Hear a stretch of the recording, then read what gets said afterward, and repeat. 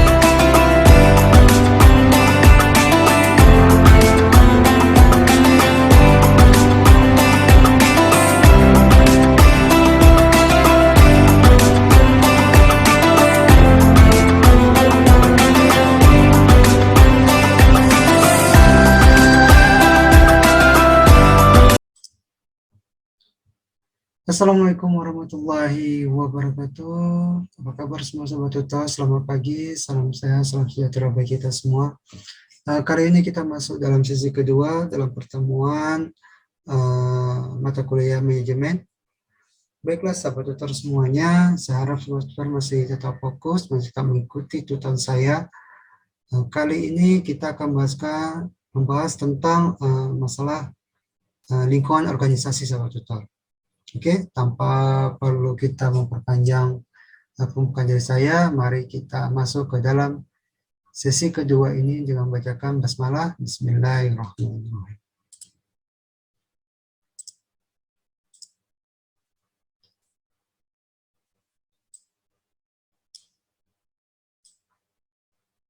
Baik, sahabat tutor semuanya, dalam sesi kedua ini kita membahas tentang lingkungan organisasi, sahabat tutor. Apa sih yang dimaksud dengan lingkungan organisasi itu?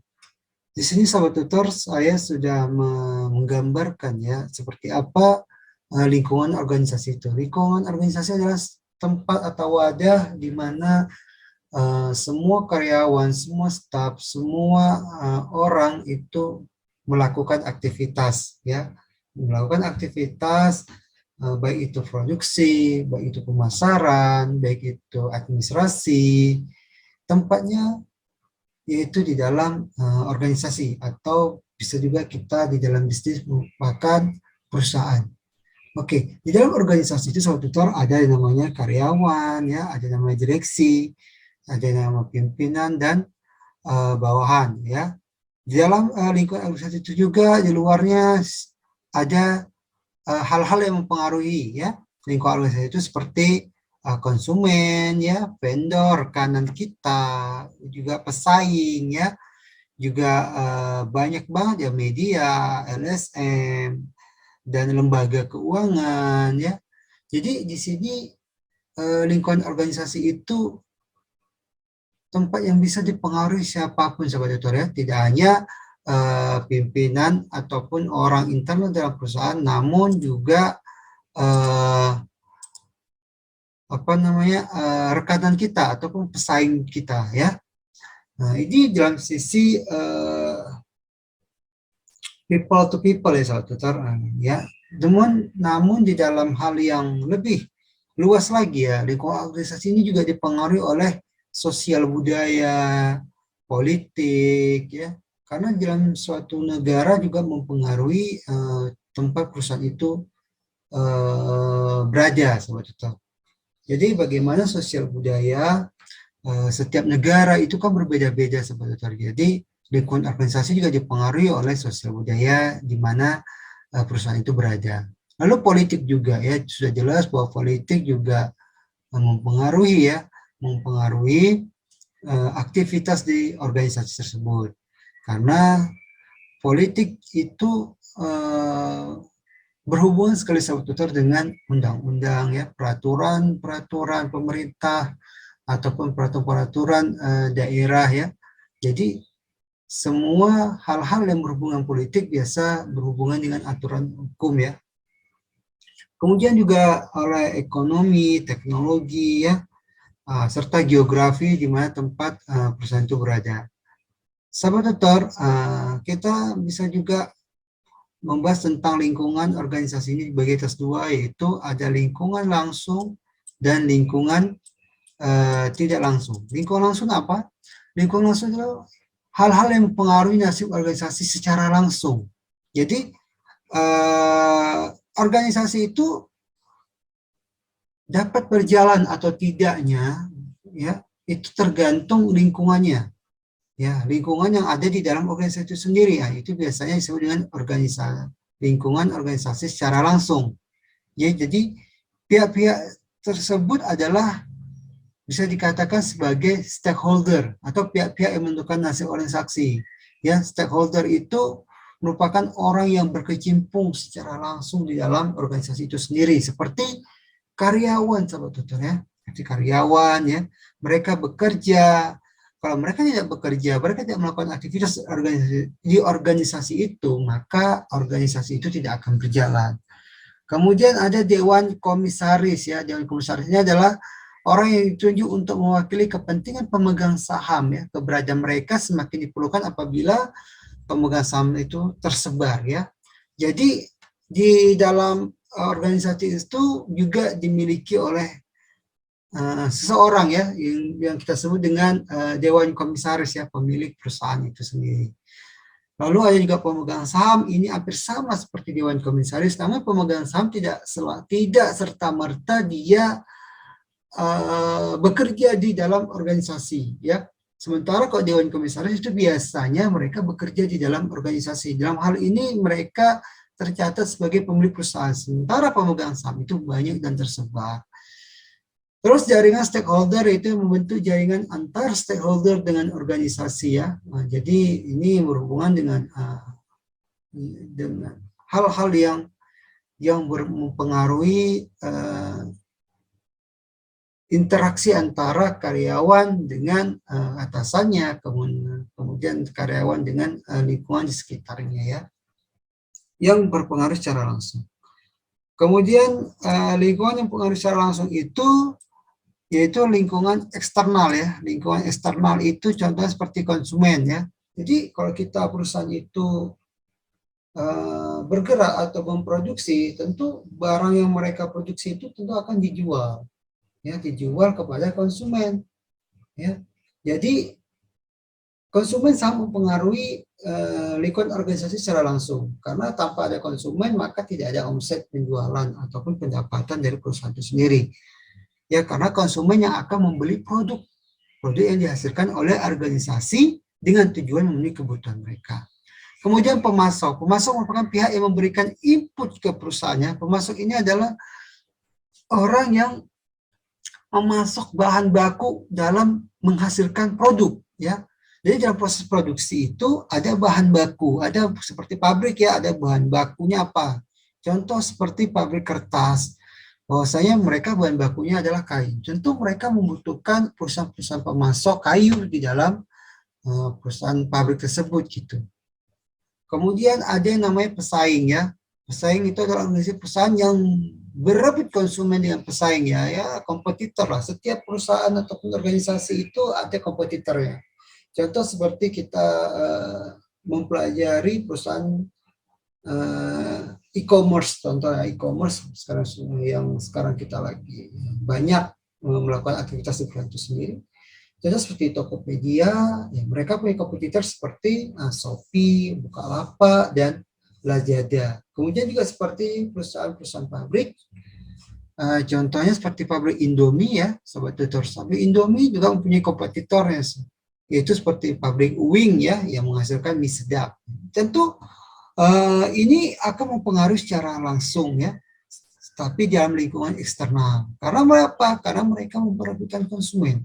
Ya, konsumen yang mereka perebutkan sehingga konsumen yang tadi membeli barang di satu perusahaan bisa saja mereka akan membeli barang di perusahaan yang lainnya. Dan itu sangat mempengaruhi lingkungan organisasi secara langsung.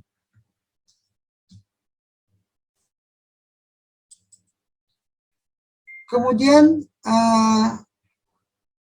yang mempengaruhi secara langsung dalam organisasi juga adalah pemerintah ya. Pemerintah ini biasanya seperti saya bilang sebagai wasit dalam memastikan aturan main berjalan yang semestinya. Karena pemerintah itu yang membuat aturan, sahabat tutor, yang membuat undang-undang, yang membuat aturan dagang ya. Seperti apa mereka harus menjalankan aturan main dalam mengelola perusahaan itu sendiri. Kemudian lembaga keuangan ini tentunya memberikan input modal keuangan yang diperlukan, contohnya seperti perbankan ataupun lembaga-lembaga keuangan non perbankan yang memberikan biasanya pembiayaan atau kredit ya. Baik sahabat tutor, kemudian kita membahas tentang lingkungan yang mempengaruhi organisasi secara tidak langsung atau bisa kita sebut dengan lingkungan umum ya. Lingkungan umum tidak dipengaruhi secara langsung.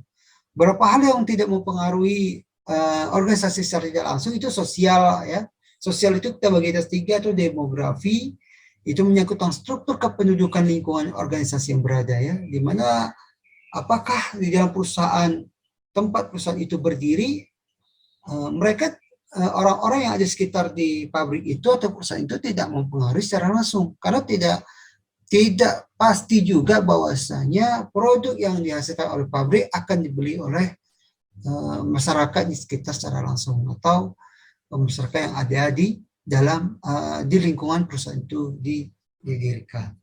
Kemudian gaya hidup ya, gaya hidup ini merupakan manifestasi keluar yang tampak dari sikap dan nilai seseorang. Jadi itu juga tidak mempengaruhi organisasi secara langsung ya. Kemudian nilai-nilai sosial akan mempengaruhi organisasi ya. Tentu itu akan mempengaruhi secara tidak langsung karena etos kerja setiap negara atau warga negara di dalam lingkungan itu tentu berbeda-beda. Bahkan etos kerja di lingkungan setiap daerah tempatnya tentu akan berbeda-beda. Tentu di Indonesia, orang yang punya etos kerja misalnya di ibu kota, dengan orang yang bekerja, etos kerja yang ada di daerah tentu itu memiliki nilai sosial yang berbeda. Kemudian, hal yang mempengaruhi lingkungan organisasi secara tidak langsung itu ekonomi. Jika suatu perekonomian mengalami resesi, organisasi akan semakin sulit bergerak ya.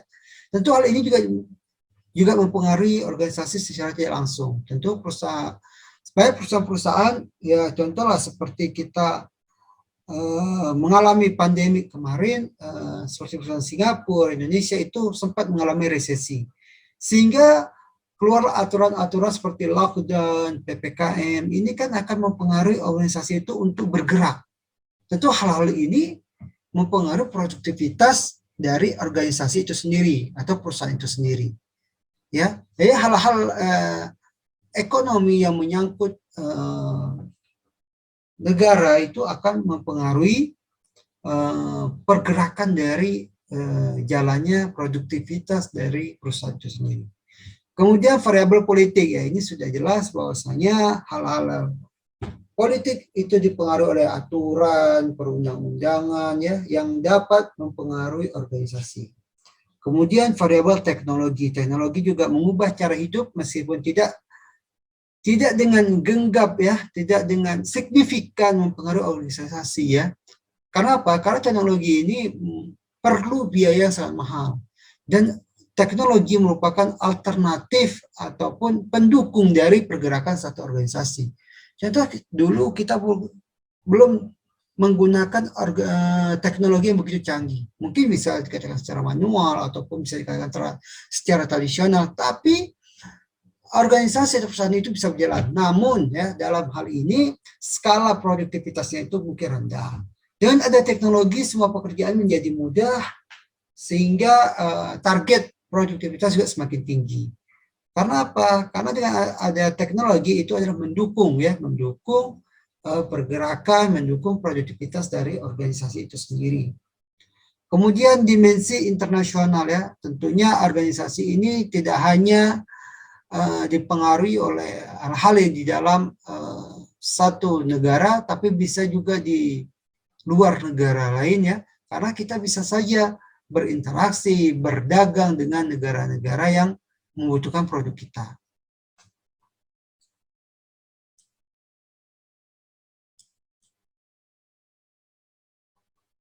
Kemudian sahabat tutor kita bicara tentang model hubungan organisasi dan lingkungan ya. Ada beberapa model hubungan organisasi dengan lingkungan seperti metrik perubahan sosial dan tingkat homogenitas lingkungan sosial. Dan model kekuatan dari Porter ini, organisasi dapat menggunakan strategi yang memengaruhi lingkungan langsung, memonitor lingkungan tidak langsung, dan menyesuaikan diri terhadap lingkungan ya. Hal-hal yang mempengaruhi hubungan organisasi itu adalah pertama pesaing industri ya, pesaing industri, baik itu pesaing yang baru ataupun pesaing yang sudah ada sebelumnya. Pesaing yang baru sebagai ancaman baru, contohnya seperti yang saya bilang tadi, dulu mungkin kita belanja atau beli barang itu secara offline, sehingga banyak ruko-ruko yang dibangun di pasar maupun ruko-ruko yang menyewa tempat di mall-mall. Tentu hal ini menjadi persaingan sudah ada. Namun dengan adanya kejadian seperti pandemik ya, data pesaing-pesaing baru, contohnya penjualan secara online. Ya, jadi barang-barang yang tadinya dijual offline dipapang di toko-toko, dipajang di toko-toko, sekarang tidak dipajang lagi, hanya gambar yang sifatnya soft file dan online. Ini merupakan persaingan bagi toko-toko yang sudah memajang atau yang sudah berdagang secara offline. Ya, ini merupakan hubungan organisasi dengan para pendatang baru. Kemudian juga hubungan organisasi dengan para pemasok ya, di mana para pemasok itu kita memerlukan harga yang tentunya relevan ya dan terjangkau oleh industri. Karena kenapa? Karena jika harga bahan baku itu besar, otomatis harga jual juga akan semakin tinggi, sahabat tutor. Jadi perlu sekali kita bernegosiasi dengan para pemasok agar mendapatkan harga yang terjangkau. Kemudian kita juga berhubungan dengan substitusi produk ya. Jadi terkadang sahabat tutor di dalam perdagangan ini tidak satu barang saja yang dapat memenuhi kebutuhan orang lain. Ya, contoh ya sahabat tutor, misalnya ada perusahaan yang menghasilkan beras ya, beras, lalu ternyata harga beras tadi sekarang lagi tinggi, maka harus ada alternatif ya atau substitusi barang tersebut. Contoh misalnya kalau beras lagi naik, otomatis orang akan beralih mencari barang substitusinya. Contoh seperti ubi ataupun jagung.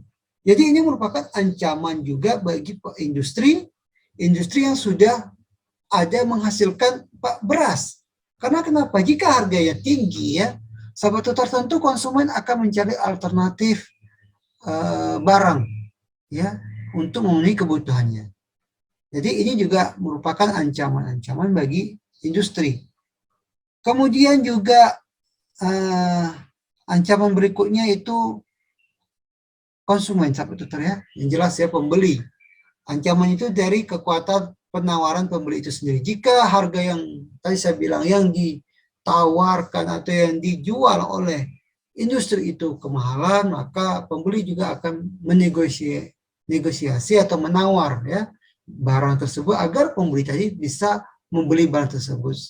Ya, jadi perlu halnya kita memahami agar harga dari produk yang kita hasilkan itu terjangkau dan dapat dibeli oleh masyarakat, itu sangat penting sekali. Kemudian kita bicara tentang lingkungan organisasi, juga kita bicara tentang etika dalam organisasi ya. Etika ini sebetulnya sangat sulit sekali kita definisikan, namun banyak definisi-definisi yang dipaparkan oleh para ahlinya, bahwasanya etika itu bisa dikatakan kepercayaan seseorang mengenai perilaku baik atau jeleknya. Ya, jadi etika ini adalah suatu tindakan yang menciptakan perilaku, ya, suatu tindakan yang menghasilkan tanggapan atau tingkah laku seseorang. Jika tindakannya baik, maka dia memiliki etika yang baik. Jika dia tindakannya itu tidak baik, maka dia akan memiliki etika yang buruk. Jadi etika ini sangat dipengaruhi oleh hal-hal ya. Contohnya etika itu lebih condong kepada individu seperti itu semuanya. Yang biasa dipengaruhi beberapa hal, contoh seperti keluarga. Keluarga merupakan tempat atau sumber dasar pembentukan dari etika seseorang. Kemudian dari faktor situasi yang akan menentukan etika seseorang, ya contohnya gini, orang yang tumbuh hidup di dalam keadaan yang sulit dengan orang yang tumbuh hidup di dalam keadaan yang serba kecukupan atau berada, tentu itu berbeda sahabat. Karakter dan etikanya akan tumbuh berbeda. Ada daya juang, ada daya di situ ada semangat, ya, motivasi, sehingga tumbuh tujuan hidup mereka yang menjadikan mereka harus memiliki etika yang baik, ya. Sementara jika orang yang kehidupannya berada, mereka tidak perlu daya juang, tidak ada perjuangan, tidak ada mungkin motivasi untuk memenuhi kebutuhan hidupnya. Karena apa? Karena semua yang mereka inginkan sudah tercapai.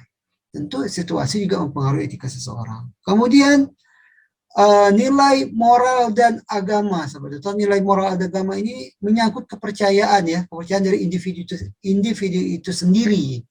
Ya, nilai-nilai dan moral mereka diajarkan oleh orang tua mereka ya, tentu di keluarga mereka atau situasi mereka, ini juga akan mempengaruhi nilai moral mereka. Kemudian pengalaman hidup ya, pengalaman hidup itu juga membentuk etika seseorang. Pengalaman hidup itu akan menjadi pelajaran bagi individu itu sendiri. Baik atau buruknya sebuah pengalaman ini tergantung bagaimana kita menanggapinya, sahabat tutor. Bagaimana kita meresapinya. Apakah kita akan mengambil pengalaman ini dari sisi positif ataupun dari sisi negatif. Itu tergantung dari sudut pandang kita. Kemudian pengaruh etika ini juga oleh teman ya, atau lingkungan persahabatan kita. Jadi kalau kita dapat teman-teman yang kurang tepat atau teman-teman yang tidak baik, itu juga akan mempengaruhi etika kita. Tapi kalau kita mendapat teman-teman yang tepat, teman-teman yang saling mendukung, ini juga akan menjadikan kita orang yang baik. Kemudian sahabat tutor, hal-hal yang mempengaruhi lingkungan juga disebut dengan globalisasi. Kita bicara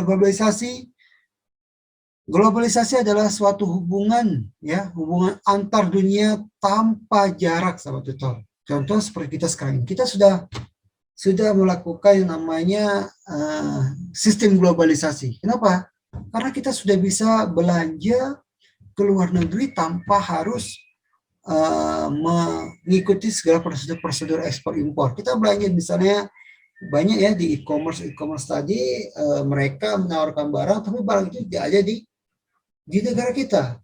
Mungkin ada di luar negeri, contoh seperti di Cina kita sudah bisa belanja. Ya, sama seperti kita sudah melakukan impor lah ya. Jadi globalisasi ini perlu sekali respon dan sikap terbuka di dalam satu negara ya terhadap negara lain. Contoh seperti kita ini, kenapa kita bisa belanja di Cina, produk-produk Cina, karena negara kita bekerja sama dengan negara yang ada di Cina ya. Kemudian sahabat tutor, kita bicara tentang perusahaan multinasional. Bicara tentang perusahaan multinasional itu adalah perusahaan yang beroperasi di 2 negara atau lebih ya sahabat tutor. Jadi contohnya seperti perusahaan Sony ya, Sony atau perusahaan Toshiba ya. Selain ada di Indonesia juga ada di Jepang, ada di Malaysia ya, atau di Cina ya. Tentu itu yang disebut dengan perusahaan multinasional. Tentu juga seperti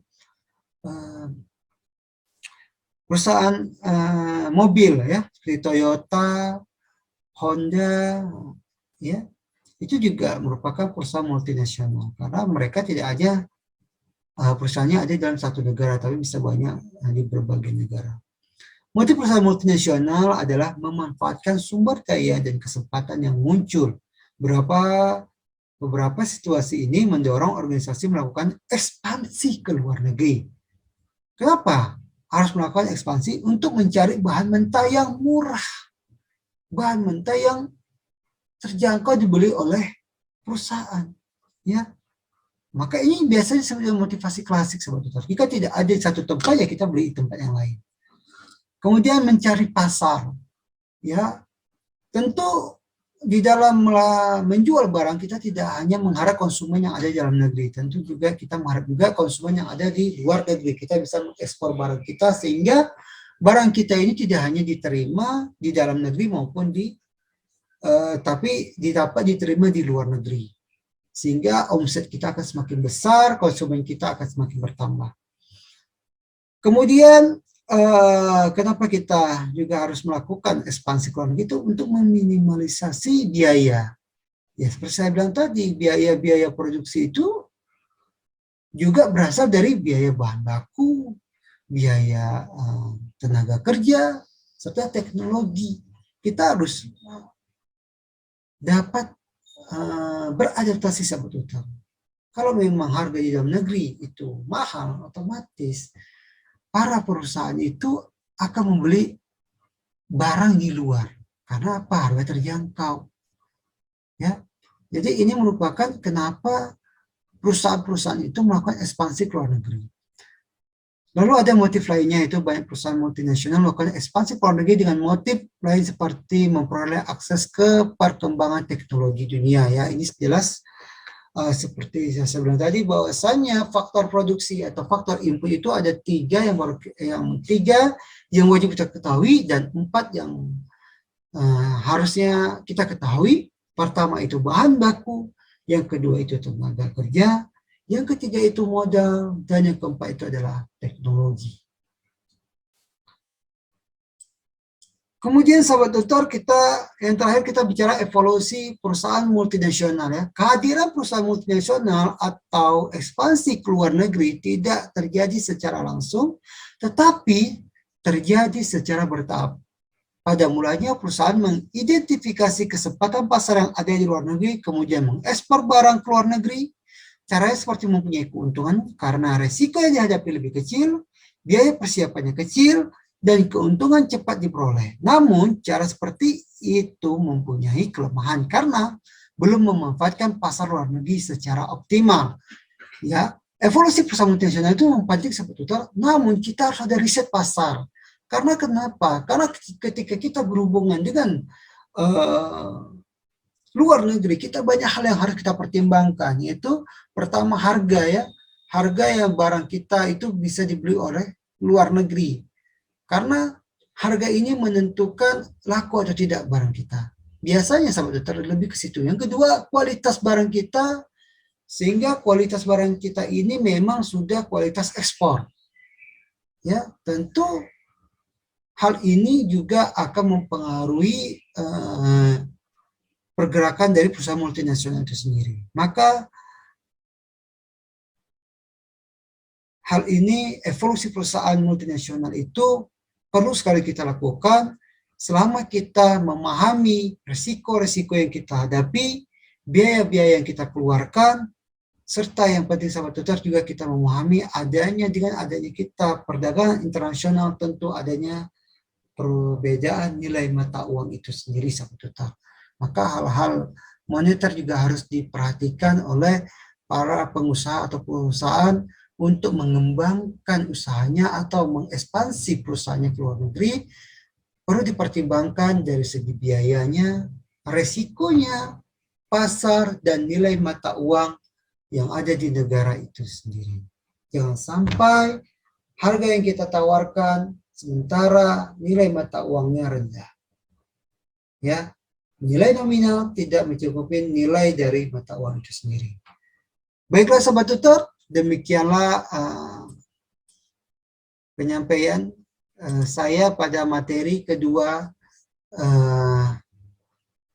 pertemuan kita ini mengenai lingkungan organisasi. Saya harap sahabat tutor mengerti dan sahabat tutor tidak lupa untuk aktif di dalam diskusi, karena di diskusi sahabat tutor akan dinilai penilaian kita melalui diskusi dan juga melalui pengerjaan tugas, serta sahabat tutor juga harus, ya, saya mengingatkan lagi, tidak bosan-bosannya sahabat tutor menjawab diskusi dengan pemahaman sahabat tutor sendiri, tidak